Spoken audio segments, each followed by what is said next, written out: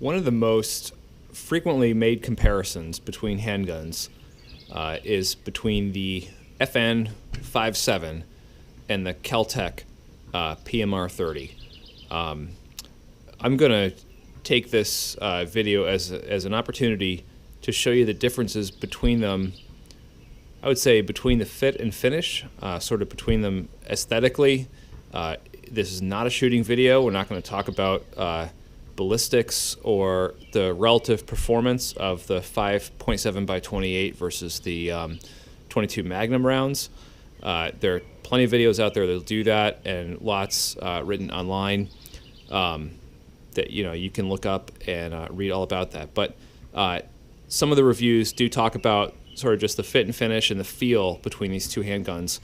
And I know when I was reading them, I couldn't find a video that really looked at them side by side in enough detail so that I felt that I was almost right there. And I'm going to attempt to do that in this video. So we've got the FN Five-seveN, the Kel-Tec PMR-30. As you know, this one is chambered in the 5.7 by 28. This is the 22 Magnum or 22 WMR. And like I said, they're frequently compared because they both shoot 22 caliber rounds. They both are higher power than your average handgun, at least in terms of velocity. They are certainly lower powered than a rifle or a carbine. But we're just going to, a lot of people will say that the Kel-Tec PMR-30 is sort of the more the less expensive or the more affordable FN Five-seveN, because they both shoot these 22 caliber high velocity rounds, and both of them have very high capacity. The Five-seveN standard capacity is 20 rounds in the magazine. With the PMR-30, it's 30. But let's talk about some of the aesthetic differences because you may not have seen videos really sort of addressing that. One comment that I read quite often is that the Five-seveN just feels better. It just feels like a higher quality handgun. I have to agree wholeheartedly with that comment. The plastic, or polymer, if you will, just feels like a better quality. It's kind of hard to, put my finger on why it does, but some plastics just feel a little cheaper than others, and this one doesn't feel that way. It feels like a very high quality plastic. It's kind of smooth. It's not, it's a relatively smooth plastic. The grip, though, is it's got some very aggressive sort of ridges in it. Hopefully you can see that nice and up close. You've got lots of little ridges on the grip, and then you see there's a little swell right there where your fingers would come around, and instead of those little nubs, it's more I don't know if you can see this in the video, but it's kind of cut straight across. Now you can probably see it. I would say similar to the way the 4th generation Glock has those horizontal lines. Same on the back strap. I find that it's a great grip.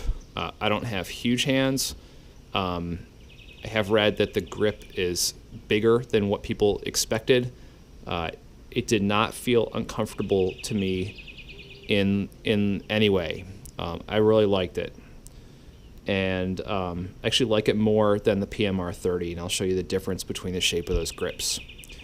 The Five-seveN, it's got a nice big trigger guard. You've got some sort of hashing there, and obviously the rail. One big difference between the Five-seveN and the PMR is the fact that the Five-seveN, the slide itself is not polymer, but it is encased in a polymer shell. I did read some criticism saying that it felt cheap.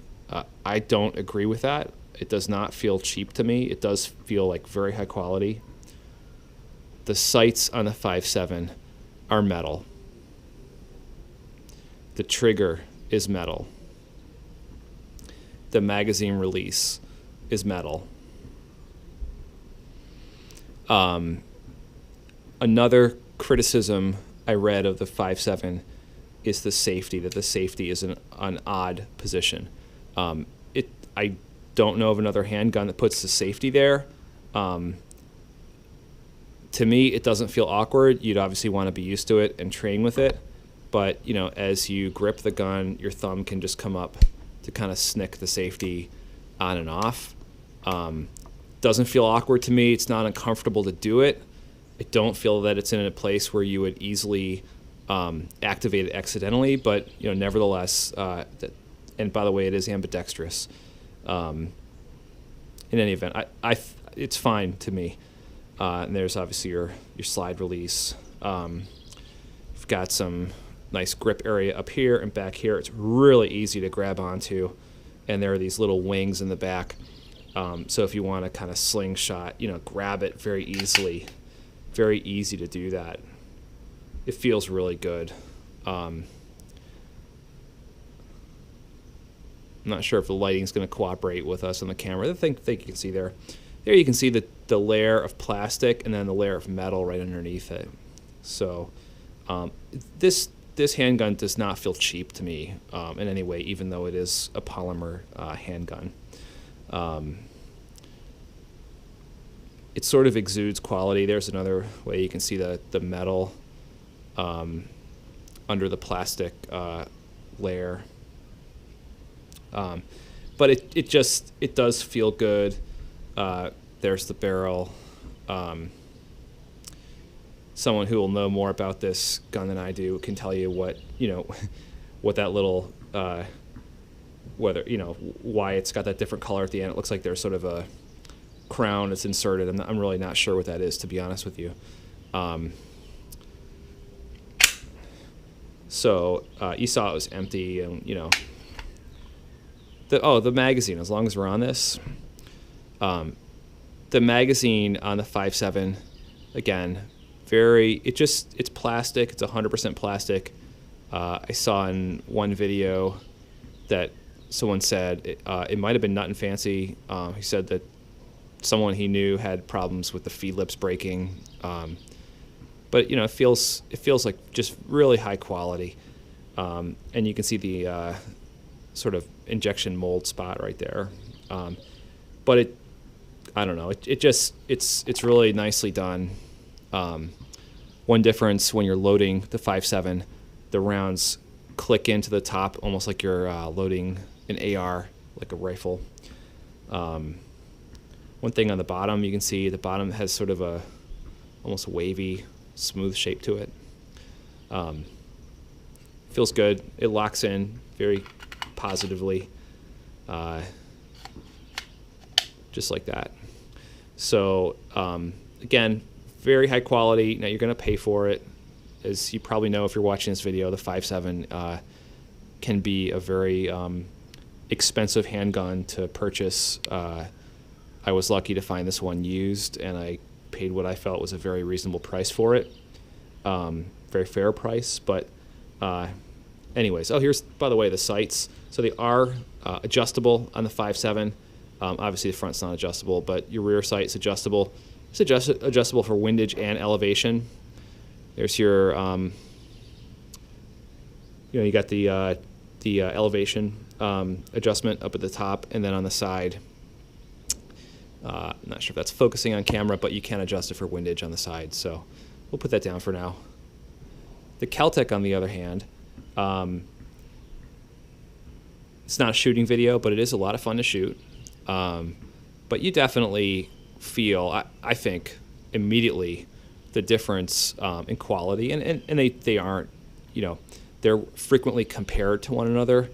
But when you're buying a handgun with the MSRP at $1,300 or $1,400 versus one with the MSRP of $400 or $500, they shouldn't be the same, and they aren't here.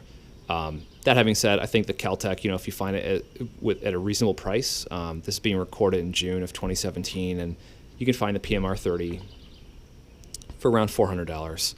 I feel that that's very reasonable for what you're getting. So let me show you the difference. The plastic, it's nice. I like it. It does not feel the same as the FN. And by the way, the point of this video is not to tell you that one gun is better than the other, or that one is, people kind of like to criticize Kel-Tec. I am not one of those people. I own a couple Kel-Tecs, and this is not a Kel-Tec criticism video at all. The guns are at very different price points, and they both have a place. So this is just to show you the differences. So this one is one of the this is the most recent model as of early to mid 2017. So the plastic, it just doesn't. It feels a little cheaper, to be honest. It feels like a little cheap, kind of cheap plastic, but not like a toy. Not something you would get, sort of made in China toy. That's, it doesn't feel flimsy. It's very solid. If I press on it, it doesn't flex. It's very hard. The grip, I understand that over the different generations, they've sort of changed the surface. This one is a little bit pebbled, I would say. And you've got that classic Kel-Tec pattern grip. It's not, to me, it's not that comfortable a grip. It's sort of a V shape. I'll show you what I mean here. The grip basically takes that shape of the magazine. And in contrast, I'll show you the FN. The FN has a more standard shape, probably what you're used to holding in a handgun. The Kel-Tec is more of a V shape. Both of these guns are very low recoil, so it doesn't bother me, but it doesn't feel as comfortable as it could. But it's all right. It's okay. There's your safety. It's very sort of 1911-esque almost. Right there. I'm right-handed, but right there on the thumb, it is ambidextrous. It's not cocked. That's why it's not activating. It's not ambidextrous, as some people like to say on YouTube. It's ambidextrous, but anyways. So differences with the Kel-Tec, I mentioned the plastic just feels a little cheaper. The narrower, that sort of triangular grip.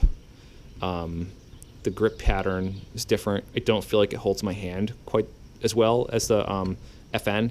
I know some people feel that the FN is too aggressive in the texturing on the grip. I don't feel that way, but I know some guys who are they're tough guys, but it bothers them.